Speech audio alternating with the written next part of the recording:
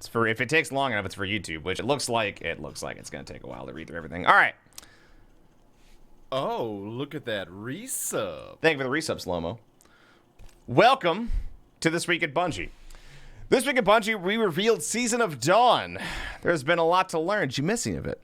On Tuesday, we released a new trailer to showcase the new stories set into motion by your victories over the Vex. Time is broken on Mercury. It's up to you to use the sundial to prevent the Cabal from rewriting history. Along the way, you'll have the chance to rescue an old friend. My dad.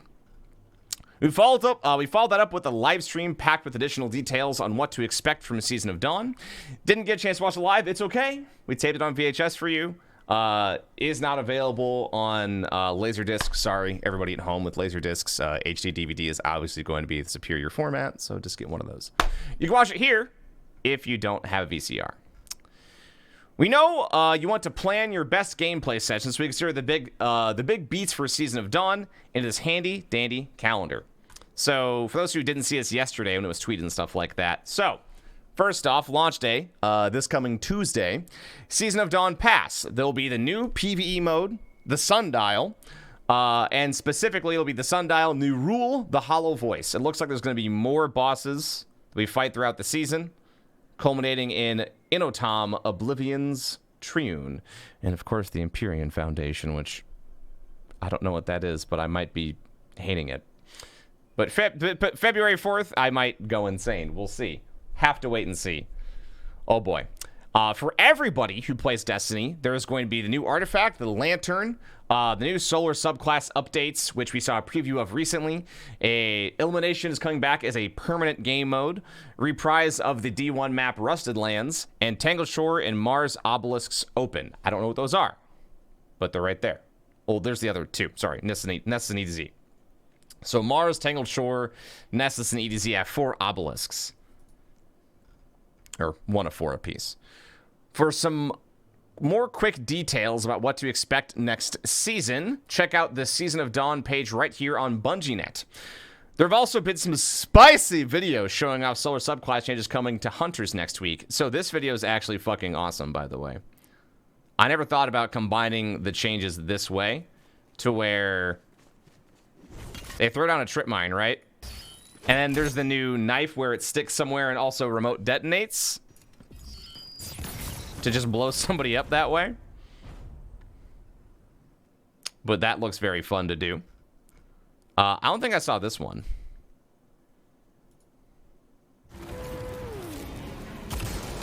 I guess this is showing off Knock 'em Down.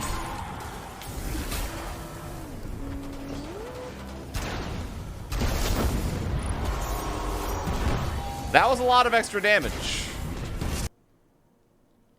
That's gonna be, I mean, I don't, does that mean if you have enemies around, don't run Nighthawk? Like, how is that gonna impact Nighthawk? I don't know.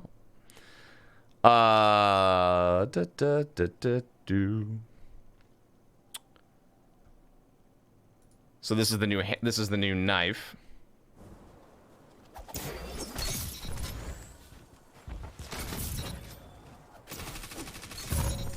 That doesn't look like it. All right.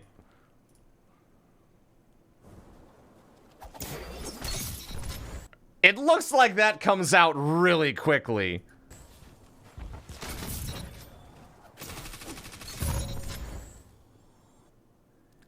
I feel like that's gonna be, man, everyone's like, I bet that knife's gonna suck. I guess we'll have to wait and see, but oof. Hunter's gonna be strong. All right, I would love to see those changes too. Here come the bullets. Here is a preview of some changes arriving with Season of Dawn. We previously discussed some upcoming subclass changes to Solar subclasses here. We have a few tuning notes below. We also have some notes on exotic engram changes, powerful reward caps, bounties, crucial maps, and more. All right, a lot of stuff here. This is where we're gonna get like the thickness. First off, increase the drop rate of the Scourge of the Past rate exotic weapon, Anarchy, from 5 to 10%.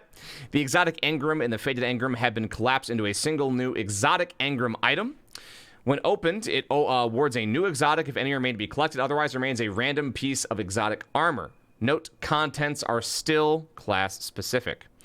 Powerful and Pinnacle reward caps. So all we're getting is 10 extra. So if you're already 960, you're already at the Pinnacle cap for next season. Kind of was hoping for more, but I guess beggars can't be choosers. That's something. It means that I guess pretty much you're going to be starting, if you are 960 at least, right from the Pinnacle rewards. My only concern there is I feel like there's not a lot of incentive to do a lot of the other types of content in the game if you are there. So if all I really want for gear is Pinnacle stuff, then I have like 4 or 5, maybe 6 things a week to do. So we'll see. EP Wave 7 chest only requires a key to open. That's huge. Chests can be opened upon every successful completion of Wave 7. Each time opening the chest rewards 1 piece of EP armor for your character class until you have the full set. After the full set is acquired, it is a random piece of armor. Charged decryption keys and Q fragments are being removed from the game. They will be removed from player inventories. Armory keys to spawn Valkyrie javelins are unchanged and will remain. EP weapons drops were not touched and still are cumulative stream boss drops. So, if you were unaware about how this works, every time you don't get a weapon, the next time you beat the boss, it's a higher chance until you get one, and then it resets.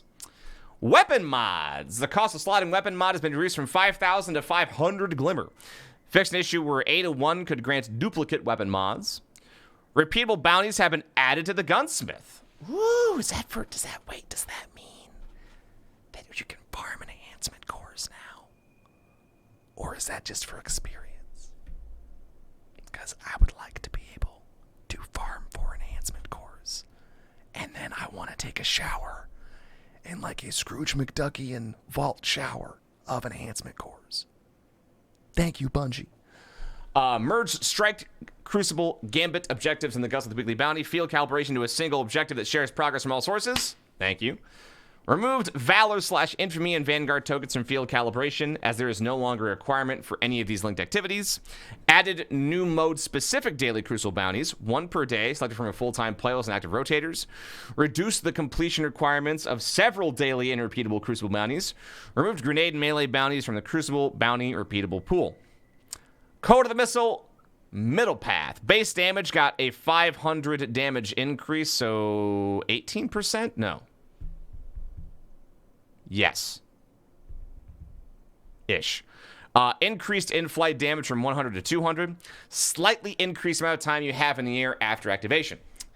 Way of the Pathfinder bottom tree, Advantage to Smoke. Added a short period, 0.8 seconds, after the invisibility is applied, where firing weapons or performing other actions will not break invisibility. That's really nice. I like that change a lot. That way, if you were already firing, it's like, oh, I can stop and, having that. I'm good to go. Voidwalker, Attunement of Fish and Middle Path. Handheld Supernova.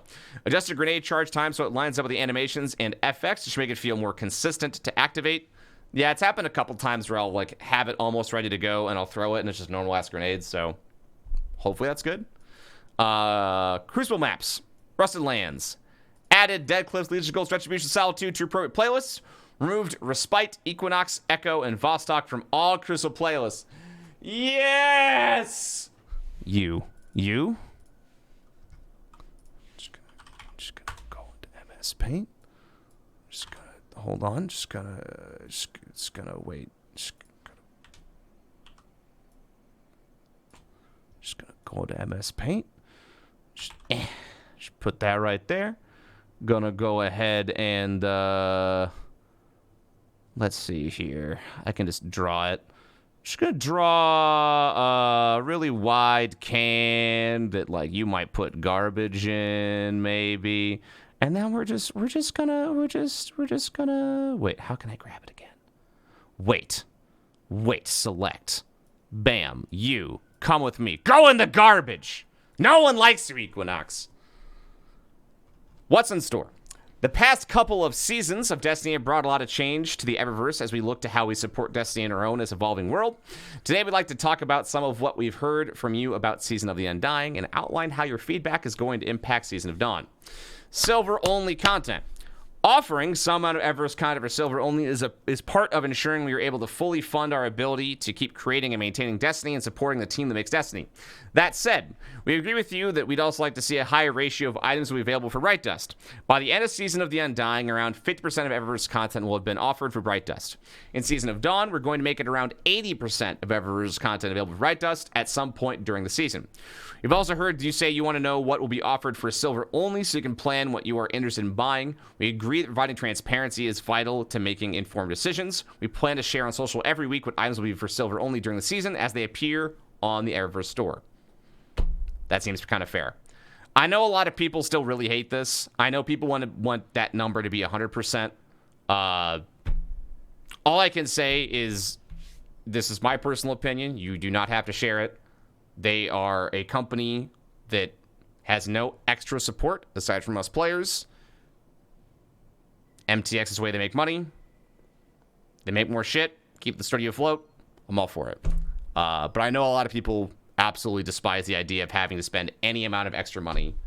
Once again, my personal opinion, Destiny is one of the games I've spent probably the most amount of time playing for the least amount of money spent in it, including all the MTX I bought throughout the entirety of Destiny. So maybe I'm more of a specific case because I also play it, for the channel, all that kind of stuff. And it's, also partially a job. But to me, Destiny's a game that is already ridiculously expensive in regards to time invested, game played, compared to money spent. So I'm sure this will be a continued contested opinion, about what is fair to each player for what the cost of things are, when it's being offered, what the items are in the game for Eververse versus in the game for earning. But that's just how I personally feel. I think it can always get better, but I think that this is a step in the right direction.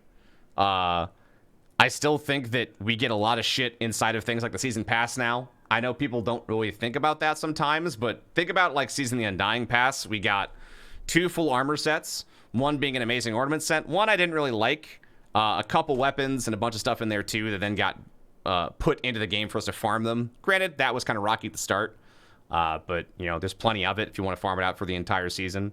So there is that. I don't personally think that the division between Eververse content and playable content is that huge, but I definitely know some players who disagree, and that's totally fine.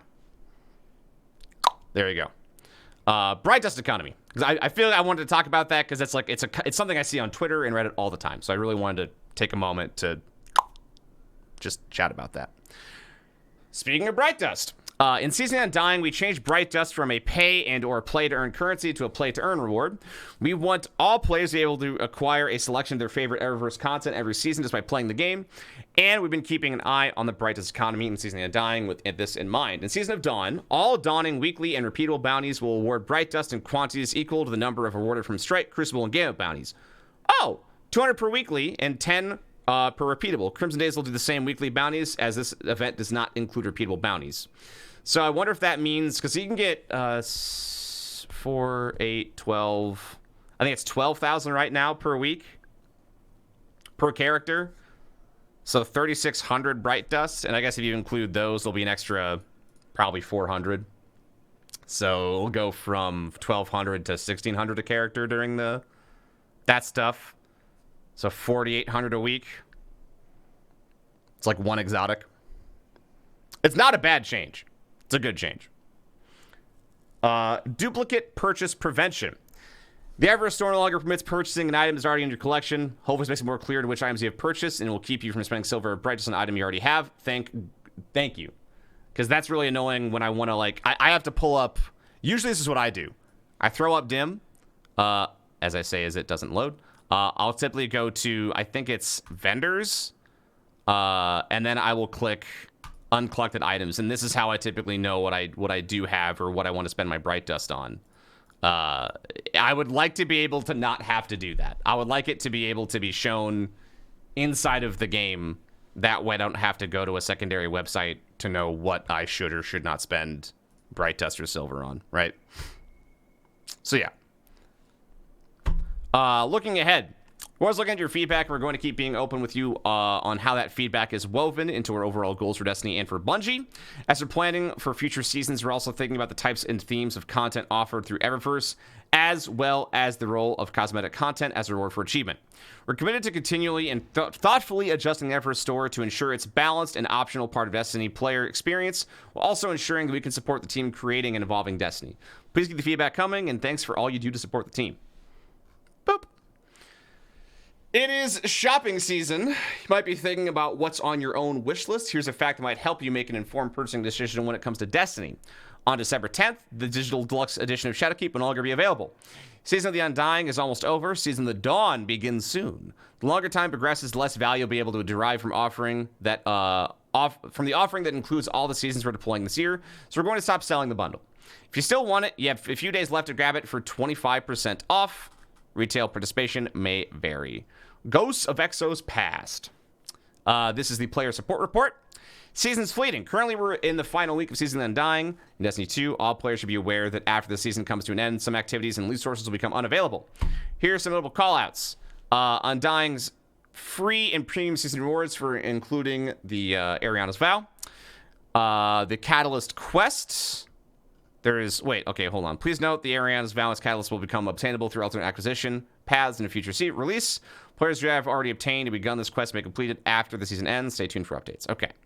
Vex Offensive Matchmaking Activity, Vex Invasions, Vex Weapon Data Seeds for Mycora, the Gate Lord's Eye Seasonal Artifact, Power Bonuses granted from the artifact, Seasonal Specific Triumph, Seals, and Titles. So, if you do not have the title, even if you can complete something for a Triumph or for the Collections seal, get it done before the 10th. Because, like I said, you will not be able to get it afterwards. I don't know how much more clear I can be about this. I get this question a lot. Please, for the love of God, do it. Do it now. Please. Cool. There we go. That should cover it. Destiny 2 Update 2.7.0. Next week, Season of the Undying ends, and Season of Dawn kicks off with the release of Destiny 2 Update 2.7.0. Please see below for a rollout timeline. It'll be kind of like normal.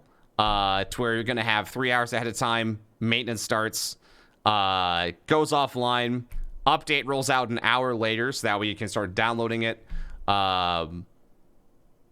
Season of Dawn should begin at, it's still 10 a.m. Pacific. Oh, that's so nice. I love it.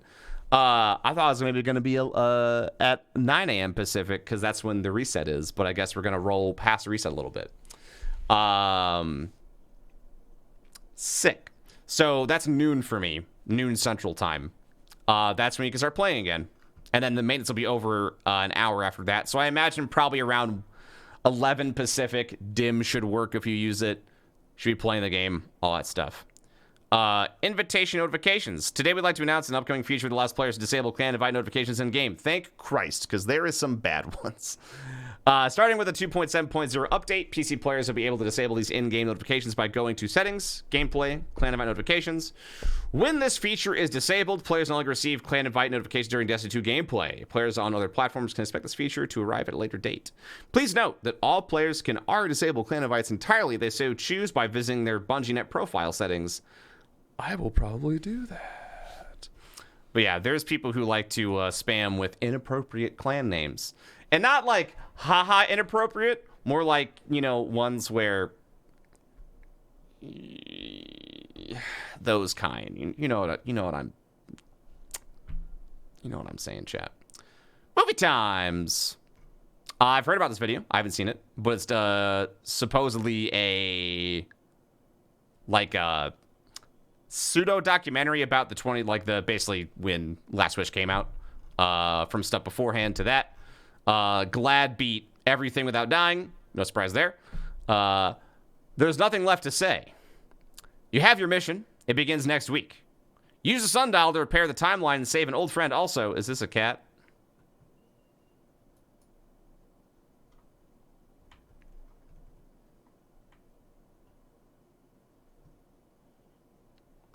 That's a cat. Of course, there will be loot. See you on Mercury Cosmo. I I don't think there's much else to say about that. I was kind of hoping for a little more data on patch note stuff, but I guess they really want to devote a bunch of time talking about the Eververse stuff, since that seems to be dominant on Reddit and Twitter recently, social media in general. But yeah. My opinion probably will always be, if I feel like I want to support the company, I will buy MTX, and isn't bothering me if there's things I don't own, but I don't know. Destiny will probably always be in this weird spot where people will remember that for the entirety of the first 2 years, essentially, you would theoretically be able to acquire everything cosmetic just by playing, because of the way the engrams worked and because of how much Bright Tusk was being offered. So now that they've revamped this new system, I think there's just going to be a permanent friction between the collectors, I mean, like me, who have effectively every single cosmetic when it comes to, you know, Eververse for the first while. Like, I still don't have that because that's for the... I gotta farm that out, and I apparently don't have that for Nightfall Strike. But you get my point. Like, it's most things compared to now where it's like bits and pieces, right? I guess it's hard to show now because they take it out of the... Oh, wait, no. It'll be hard to show in the future. I wonder if these will be gone from our collections then, once the season ends, if they're no longer acquirable. I don't know. But yeah, just it's interesting to see all this comparatively, how many shells and stuff I have and whatnot, you know? Anyways, that's enough of that. Thanks for watching.